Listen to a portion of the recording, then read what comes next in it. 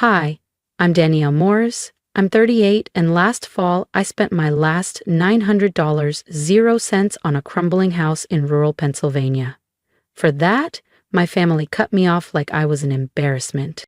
But the real heartbreak wasn't the silence that followed. It was realizing their love had always been conditional. That realization brought me here. Now, they're calling, texting, wondering if there's a spare room in the same house they once mocked. But before we get to that part, where are you listening from? On your porch? Driving through traffic? Drop a comment. You're about to hear the part they hoped I'd never say out loud. My tires crackled over frost-covered gravel as I turned onto a narrow lane. The house was worse than in the listing porch, broken windows and ivy gripping the siding like claws. But it was mine. I put the car in park and stared through the windshield as a light snow began to fall. I didn't feel victorious. I felt abandoned. Still, I got out, pulled a folding chair from the trunk, one I'd used back when I wrote poetry during lunch breaks. I set it on the frozen earth and sat. The cold bit at my boots, but I wasn't leaving. Not this time. A week earlier, I'd been at my sister Marissa's birthday dinner. My parents went on about her upcoming wellness retreat in Colorado. $12,000? 0 cents to reclaim her feminine power. She deserves this, Mom said, eyeing me. Then Dad added, Danielle, didn't you say you'd wire the funds? I looked up from the overcooked lasagna and said it plainly. I didn't. I used the money to buy a house. Forks froze midair. Marissa stopped chewing. My mother blinked, cold and slow. And that's when they told me to leave. We're good. What do you mean you bought something? I bought a house, I said. It's a fixer-upper, but it's mine. Silence. Then Dad's voice, calm, cold, and laced with thunder. You spent your savings on yourself? Marissa let out a dry laugh.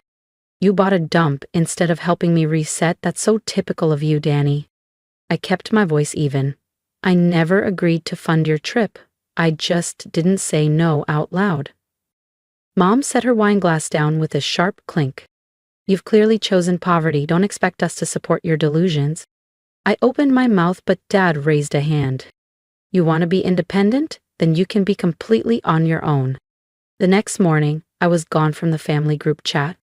No more brunch invites. No birthday plans. And certainly no Easter. Just like that, 38 years of family was erased with a tap of a screen. Back in the present, I shifted in the fold-up chair. The gray sky hung heavy overhead. No thunder, no lightning, just that still, crushing kind of pressure that made everything feel like it was ending. My phone buzzed. One new message. From Mom? Do not come to Easter. No love. Mom. I stared at it. My thumb hovered over the delete icon. Then I slipped the phone into my coat pocket like folding away a piece of myself I no longer needed. The house loomed in front of me. Rotting wood, broken porch rails, and vines creeping up the siding. It was ugly. It was empty. But it was mine. A symbol of everything I wasn't supposed to want. Freedom, control, a life on my terms. Funny thing about families like mine, when you stop serving a purpose, they stop pretending to love you. But I wasn't broken. Not yet. And I hadn't come this far to crawl back.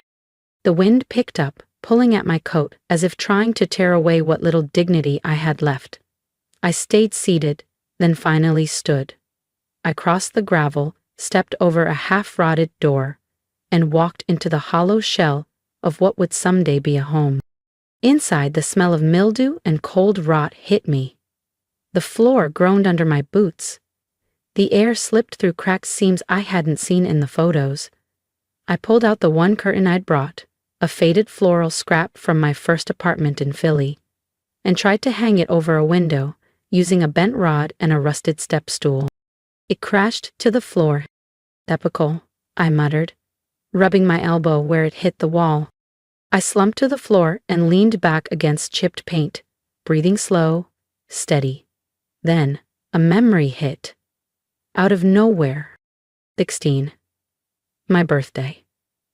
Mom brought out a store-bought cake with neon pink frosting. My name was misspelled. Happy birthday, Danielle. No. Marissa had helped decorate. It was supposed to be sweet, but they forgot my name. Again.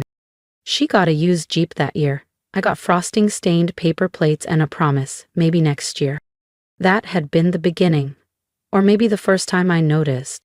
Photos where I was always off to the side. Group texts, signed, love you girls, but only her name underlined. A Florida trip I didn't get invited to. I was 28. At some point, you stop thinking it's forgetfulness. You realize it's a choice. I stood and dusted myself off. My hands were trembling, not from cold, from memory. They never screamed, they just erased me. Quietly, gently, like I'd never really belonged.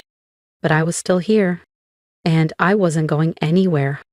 Just a box of donated tools and an unopened can of paint. That's all I had left to work with. I stared at them and whispered, maybe they didn't forget me. Maybe they just chose not to see me. My phone vibrated again. For a second, I braced myself for another cold swipe from Mom. A final digital deletion. But it wasn't her, it was Aunt Lydia. Hey, baby. Her voice crackled through the speaker, warm and rough like gravel under a rocking chair. I just wanted to check in. I could hear her worry before she said it. I saw you're not in the family group chat anymore. I laughed quietly, bitterly. Isn't that something? Digitally exiled. She paused. I want to tell you something, and I need you to hear me. You were never the problem. You just weren't Marissa. That was your only crime. I leaned my head against the cold fridge door. It still hurts. I know it does, baby, she said gently. But listen, when they need something, they'll come back around. They always do. Just don't forget what this felt like. Don't you dare forget. Her voice cracked on that last line. Not from anger, from exhaustion. I didn't know it then, but she was right. They would come back, and they'd want more than forgiveness. The wind had finally settled outside. Dusk filtered through the broken kitchen window like soot. I was crouched on a splintered stool, trying to fix a rusted latch with numb fingers and an even numberer heart. That's when my phone buzzed again. One voicemail from Mom. No preview. Just her name hanging on the screen like a shadow. I didn't move for a while. Finally, I pressed play. Danielle, sweetheart.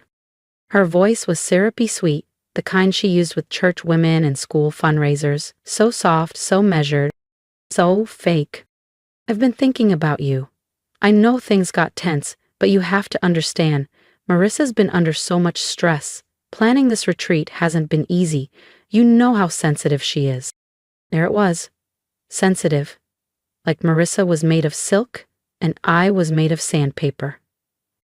I just wish you'd considered how hard this year's been for her. And I know you mean well, but your timing, well, it's always been a little off. I could hear the freight train of guilt barreling toward me. She really looked up to you, you know, that's why she reacted so strongly. And your father, he didn't mean what he said, he was hurt.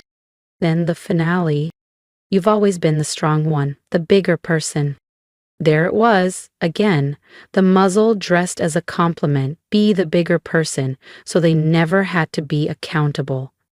The voicemail ended with, we're all just doing our best. Maybe it's time to let this go. I closed my eyes, letting the silence stretch and settle like snowfall. Then I repeated her words in my mind. You've always been the bigger person.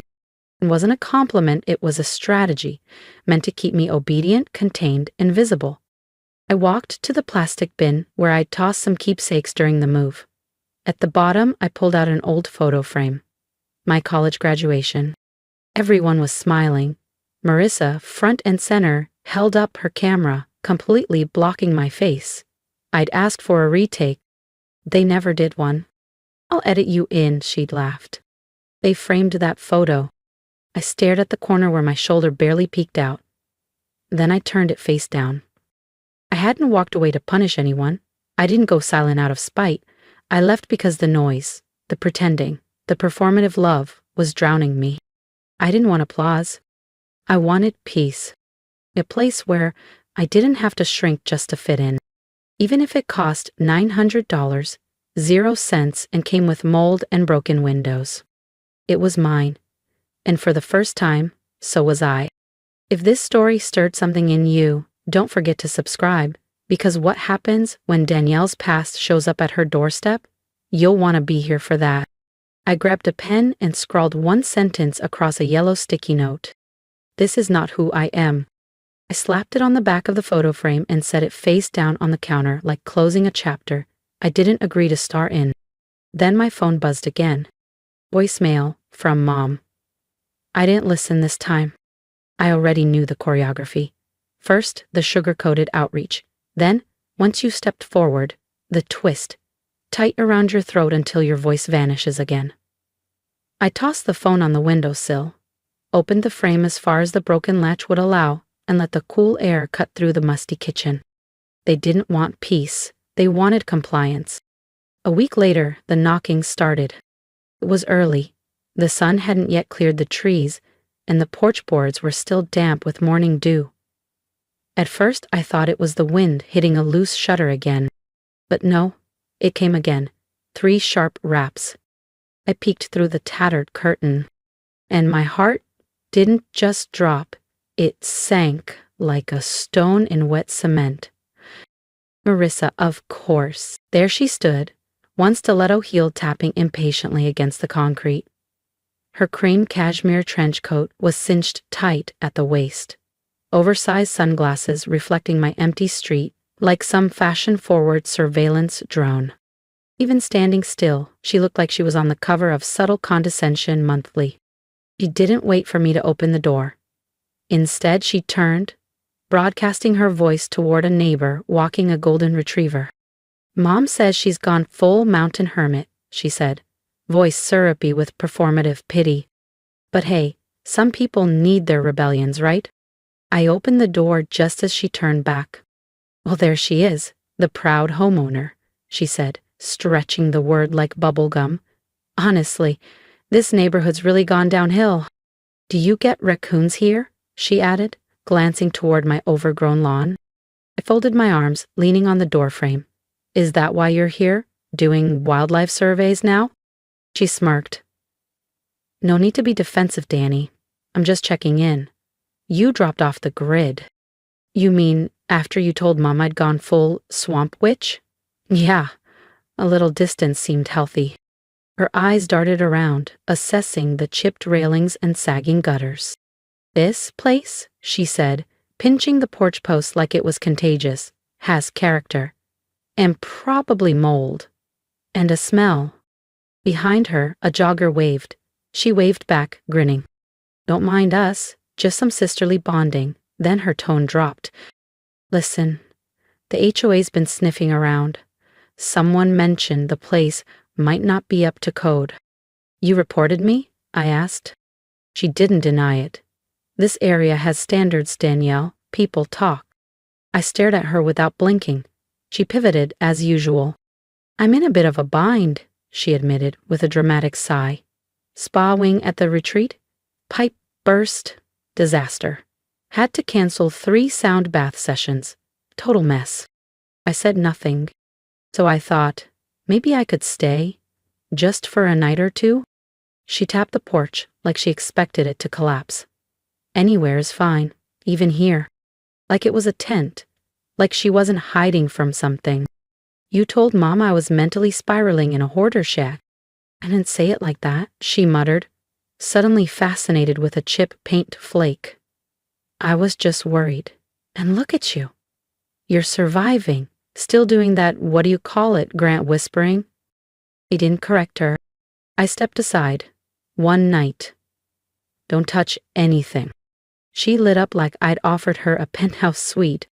You're the best. You always were. That's why people walk all over you. And just like that, she swept past me, heels clicking across rotting floorboards like royalty slumming it. I stood at the door long after she passed, staring at her path like it might catch fire. She needed help, but not the kind she was asking for. The next morning, I woke to the smell of instant coffee, and something worse. Not warm, not joyful. The sharp kind. The mocking kind. I pulled a sweater over my tank top and stepped barefoot into the hallway, pulse already rising. And there she was, at my kitchen table, scrolling, smirking, plotting something. The floor groaned beneath me like it knew what I was about to see and was trying to warn me. I turned the corner into the kitchen and froze. There, by the drafty window, stood a glowing ring light, casting its cold, sterile halo across my chipped countertops. My dinted kettle had been shoved aside, replaced by carefully arranged oat milk cartons, granola bars, and a lavender candle I'd never owned. And in the middle of it all, Mariska, full face of makeup, glossy lips, hair curled just so, smiling sweetly into her phone like she was anchoring Good Morning America. Only this wasn't a studio. This was my kitchen, my survival. Say hi to my angels, she cooed into her live stream. We're doing something really meaningful today. I wanted to show you guys where my sister, bless her heart, has been living. She panned across the cracked tile, the sagging floor, the mismatched chairs I found at a salvage auction. It's a bit of a fixer, she said cheerfully, but we love a transformation, don't we? And she kicked the broken fridge. This baby hasn't worked since Y2K. A high-pitched laugh. Honestly, it's giving generational trauma. From across the room, I could hear the chimes of comments flooding in. Oh my God, she read aloud. Someone just asked if this was a shelter. She laughed again, then said, No, sweetie, it's my sister's house. I know. It's tragic. I stepped forward silently. She didn't notice me right away. Another comment popped up. Is that really your sister? She looks like a squatter. Without missing a beat, Marissa turned the phone slightly toward me. Yup, she said, smirking. That's her, slippers and all. It's giving Great Depression chic. And something in me finally snapped. I walked over calmly and ripped the phone off the tripod. The sound of the suction cup releasing echoed through the room, louder than her gasp. Hey, what are you doing? She shrieked. I stared at her, level. You want content? Here's your headline. Get out before I give them the real story. She lunged for her phone, but I held it out of reach. You don't get to weaponize my life for likes, not anymore. The shift was instant. The victim mask slid on like a second skin. Voice trembling, eyes glistening. I was just trying to help, she whispered. I thought people could donate. It was for you. You mocked me. You made my pain a spectacle. You turned my house into a punchline. I handed the phone back like it was contaminated. You can go now. She sniffed, gathered her purse and makeup bag, then paused in the doorway. Just long enough to perform for her unseen audience. This is what I get, she said, loud and breathy, for trying to be a good sister. The door slammed behind her. The ring light hummed faintly. I leaned back against the wall, my hands shaking, not with fear, but with fury. And freedom. They didn't get to narrate my life anymore. By evening, the storm had passed. I curled on the old couch, chipped mug in hand, coffee black and bitter. Outside, the hills were wrapped in dusk. Inside, my phone pulsed like a heartbeat. Notifications. Exploding. I hadn't posted a word, but there I was, everywhere. I opened Instagram. In froze. A GoFundMe campaign. Help my sister rebuild. My face, sweaty, mid-step, holding a garbage bag. Another shot of me curled up under Aunt Lydia's quilt. The caption, My baby sis has been through so much. Help me give her the life she deserves. Raised, $18,340.00. Recipient, Marisa Veli. Withdrawal account, Marissa's business PayPal. My blood went cold. I scrolled. Another post. Leaving the toxicity behind. A soft filtered video of her driving away. Piano music in the background. I stood up, pacing the tiny living room like a caged animal. My hand clenched around the phone. The comments were gushing. "You're an angel. The world needs more sisters like you." I sent $50, 0 cents. Hope she gets back on her feet. I slammed my mug on the table. It cracked. She had monetized me, my struggle, my dignity, and hadn't said a word. No call, no warning, not even a text. I opened our last messages. Nothing. I tried to report the campaign. The platform replied, "This campaign does not violate our community guidelines." Of course it didn't, because Marissa knew exactly how to game the system, and I wasn't going to let her win. Frame it just right, say just enough, let people assume the rest. That was always Marissa's way. A new story had just gone live. Some people just want to stay mad. I'm doing what I can. Haters gonna hate. I stared at those words until they blurred, then swiped back to the image. The one where I was kneeling on the porch in worn slippers, dragging garbage bags across chipped concrete. She had laughed, Great Depression chic. The door creaked with the mountain breeze. Inside it was quiet, too quiet. It felt like a ghost haunting the life I'd built. Then a notification slid across my screen. Message request from @legal_LC_co. "Hey, I saw the GoFundMe. You didn't authorize that, did you?" I blinked. "I'm a paralegal, Colorado bar certified. This looks like civil exploitation, possibly wire fraud depending on how the funds were presented. Want to talk receipts?" I sat down slowly, eyes locked on the message. My heart didn't race, but steadied. Someone else saw it, not just the mockery, but the strategy behind it. The way Marissa had built a narrative and fed it to the world like charity-flavored candy. I typed one word. "Yes." She responded immediately. "Cool. Start with screen recordings. Capture timestamps. Don't confront her publicly, yet. Trust me." For the first time in weeks, I felt a flicker of something that had been missing. Power. Not a tidal wave, just a pilot light. But it was mine. I flipped my phone to do not disturb and got to work, documenting, organizing, screen capturing, every swipe, every smirk, every dollar. Not just to defend myself, but to dismantle the game she'd built, with me as the bait. The morning before Marissa's big healing stream live stream, the house felt still, clear. Mountain air swept through the cracked windows while I sat at the kitchen table, phone buzzing, laptop glowing. 2 weeks ago, I would have been pacing. Now, I was ready.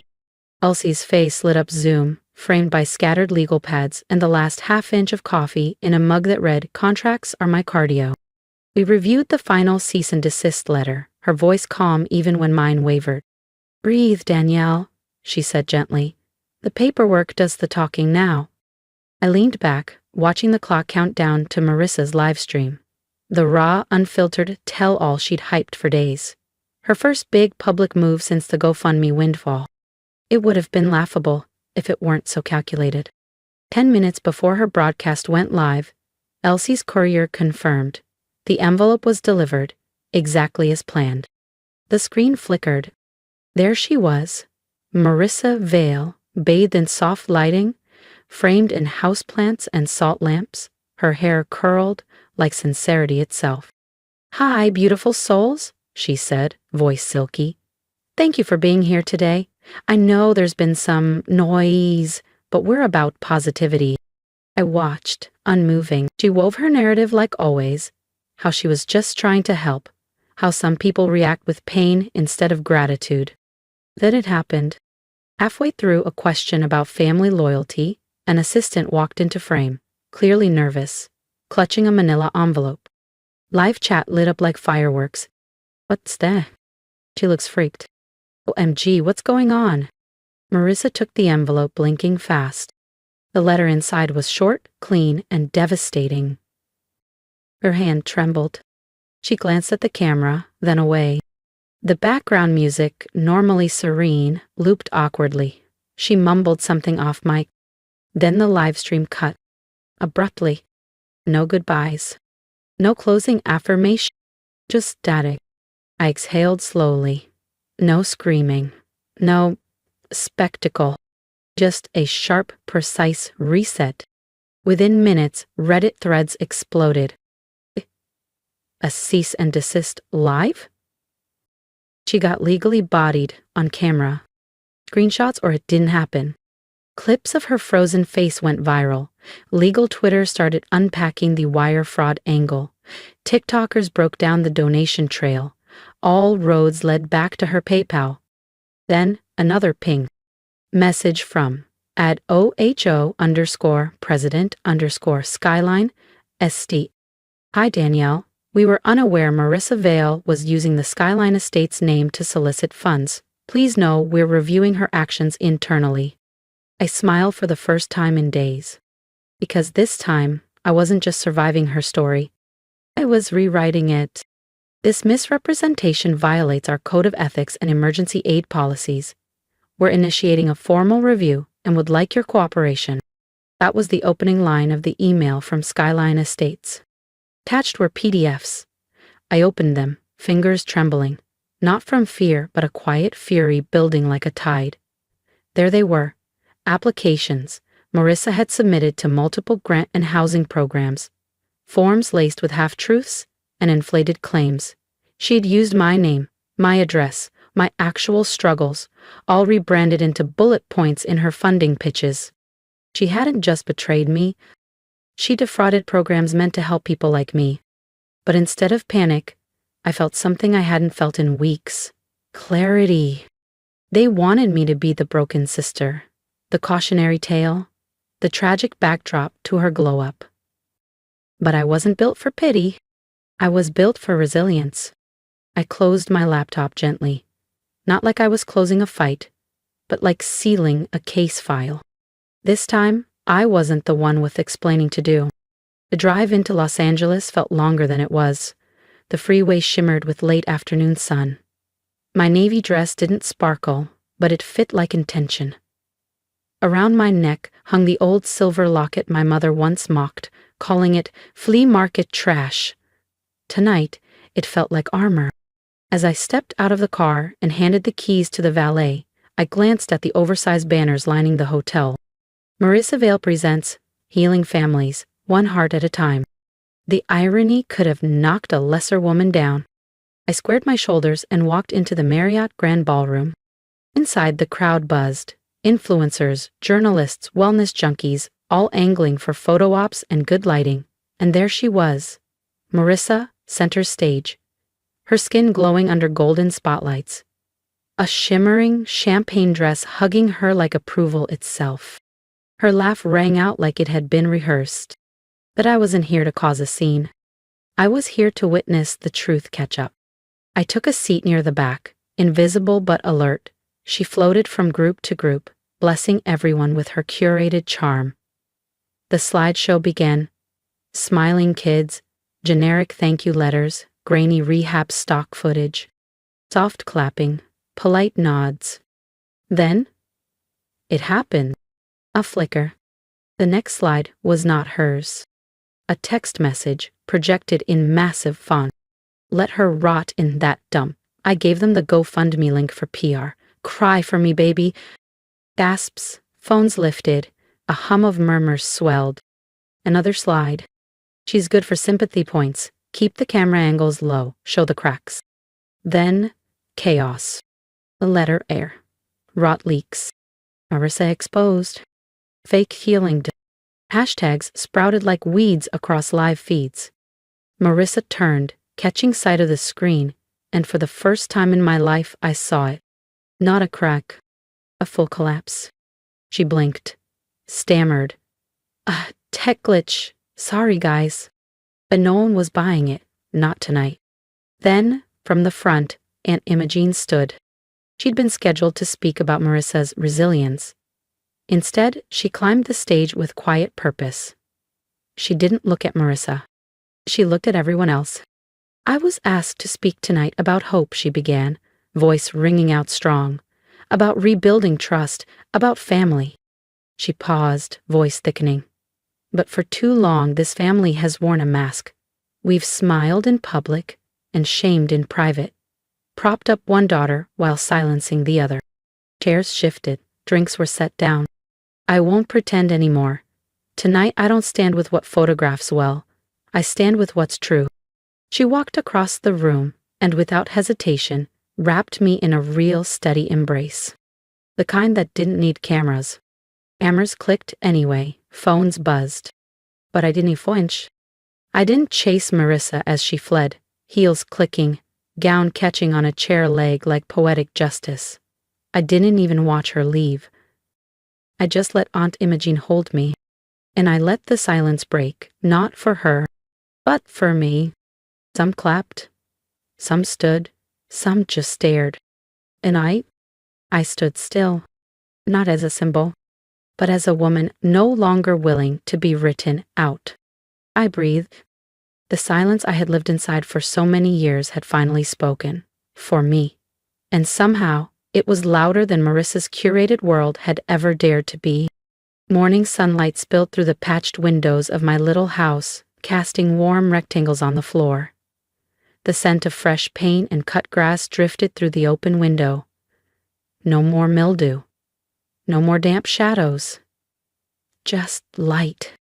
I tugged a cardigan over my pajamas and padded barefoot into the kitchen, the newly sanded wood floor cool beneath my feet. The coffee machine hissed quietly, and outside I could hear the high-pitched laughter of neighborhood kids scribbling chalk drawings across the sidewalk. Hope, unfiltered and unscripted. I sipped from my mug, letting that quiet settle around me. Not empty, but whole. It had been a month since the gala. A month since Marissa's mask had shattered in front of sponsors, cameras, and the viral machine that never forgets. No apologies ever came. But they didn't have to. I had stopped waiting for them. I'd been rebuilding since then.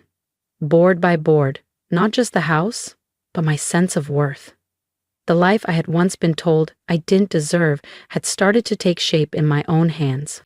That Saturday, the neighborhood organized a small cleanup event. I set out a folding table with lemonade and brownies and watched people drift in, smiling, laughing, offering tools, trimming branches, swapping tomato plant secrets. Kids wrote cheerful chalk messages outside my porch. You matter. Stronger than you know. Welcome home. It smiled, genuinely, without glancing over my shoulder. As I wiped down the table in the early afternoon sun, my phone buzzed. I almost ignored it, but something told me to check. It was a message from Marissa. Hey, things have been rough. Any chance we could crash with you for a bit, just until we figure things out? No apology. No acknowledgement. Just assumption. I stared at the screen for a long moment. The woman who once mocked my house as a junkyard shack now needed a roof? I set the phone down gently beside the lemonade pitcher. I didn't rant. I didn't draft a scathing reply. I just walked inside, light on my feet, lighter than I'd felt in years. In the entryway, above the coat rack, hung a simple wooden frame. Inside was a faded photograph. Me at 8, stiff in a glittered paper crown after a school play, and in the background, slightly blurred but unmistakably present, stood Aunt Imogene, clapping like she believed in every word I'd ever spoken. Below the photo, in neat cursive. You always had the light, eh? I touched the glass gently, the lump in my throat rising, then softening. No tears. Just gratitude. Just peace. I picked up my phone and typed the only response that felt true. There's no space for lies here anymore. I wish you peace. And I sent it. Outside, a child laughed as they drew a wobbly yellow sun on the sidewalk. This house, the one I bought for $900, 0 cents, wasn't my burden anymore. It was my foundation. I had spent so long begging for a seat at a table that was never meant for me, bending, shrinking, performing, just to be loved on someone else's terms. Not anymore. They wanted a key, but I had already built a door, and behind it was a life no one could revoke.